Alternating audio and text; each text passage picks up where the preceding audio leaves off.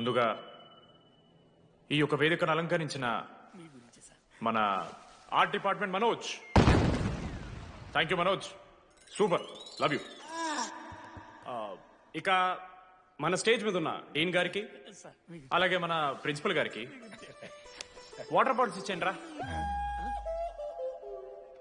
Cooling ఉండాలి. ఇవాళ నేనేం చెప్పాలనుకున్నానంటే, welcome to regional institute of engineering.